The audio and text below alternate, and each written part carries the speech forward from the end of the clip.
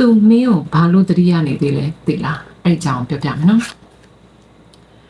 သူကမင်းကိုတတိယနေတဲ့အကြောင်းအရာတချို့ရှိတယ်ဘာဖြစ်လို့လဲဆိုတော့မင်းကလေသူ့ရန် view site တက်တယ်အရန် nutrient ကျင်လာတက်တယ်တကယ်ကိုလေမင်းရဲ့ချစ်ချင်းမြတ်တာတွေကိုသူကလက်တွေ့ကြကြကိုမြင်ရတယ်ဒါကြောင့်မလို့မင်းရဲ့ nutrient မှုတွေချစ်ချင်းမြတ်တာတွေမင်းရဲ့ view site မှုတွေဒါတွေအကုန်လုံးသူမေ့ဖြောက်လို့မရနိုင်ဘူးမင်းကလေသူ့ view site တဲ့နေရာမှာတကယ်ကိုယ့်ရဲ့မိသားစုလိုမျိုးကိုယ့်ရှင်သွေးလိုမျိုး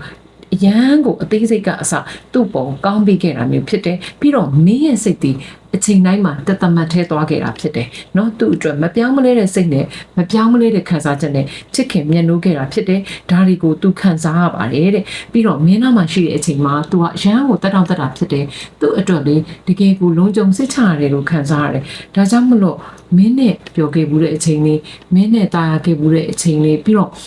မင်းကြောင့်ရခဲ့တဲ့အမှတ်တရတွေပျော်ရွှင်စရာအမှတ်တရတွေဒါတွေအကုန်လုံးကိုသူကအခုချိန်ထိသတိရနေတော့မယ်နောက်တစ်ခုကမင်းနဲ့ပတ်သက်ပြီးတော့လေသူ့ရှင်ထဲမှာလေ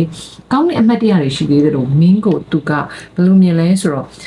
သူမင်းကိုလေအလေးနဲ့ထားတယ်မင်းနဲ့ပတ်သက်လို့မင်းရဲ့အပြုတ်မှုပဝန်းကျင်လူတွေကမင်းကိုဘယ်လိုသဘောထားလဲအဆရှိတာတွေသူတကယ်ပဲ respect ရှိပါတယ်เนาะမင်းနဲ့ပတ်သက်လို့လေသူ့ရဲ့စိတ်ထဲမှာကြံနေတာဒီ positive moments တွေအကုန်လုံးပဲတကယ်ကိုကောင်းတဲ့အရာတွေเนาะပျော်ရွှင်စရာအရာတွေเนาะချစ်ခင်နှစ်လိုဝေးရအရာတွေအဲ့ဒါတွေအကုန်လုံးကသူ့စိတ်ထဲမှာရှိနေသေးပါတယ်နော်